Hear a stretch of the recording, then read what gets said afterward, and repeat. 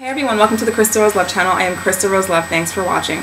So I wanted to talk about the issue of interracial dating, and I just wanted to say I think it's silly that in 2010 we have so many people still in this day and age that find issues with it. Really, come on now. We all know that the success of a relationship goes beyond skin color and culture and all that. It really comes down to whether or not the person's a good match for you. And I just can't figure it out. Why you would think that just because someone is a different complexion than you are, a different race or a different culture, automatically write them off as someone who isn't really worth your time or couldn't possibly be a good match for you. You don't, by doing that, by having that kind of perception of another person right off the bat, you could pretty much be writing off the best person for you just based on the skin color alone, just based on their race or cultural background alone.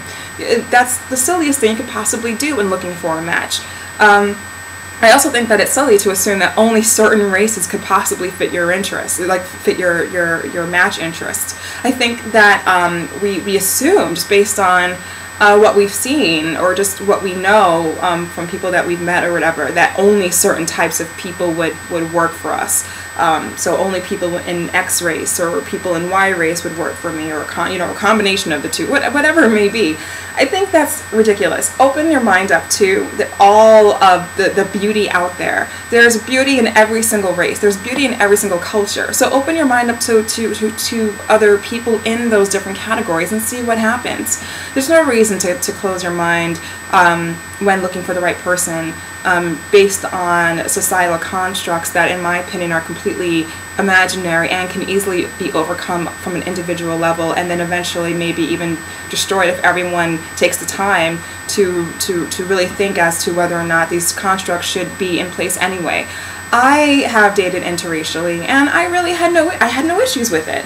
Like, with the issues that I've had in my relationships don't come down to whether or not the person's white, black, Asian, or whatever. The issues usually come down to whether or not the person's the right fit for me. Do we have stuff in common? Can we have a conversation about XYZ issues? Can we just get along? And that's really what the core of my relationships and whether or not they lasted, that's what it came down to, those issues, not what the skin color of the person was.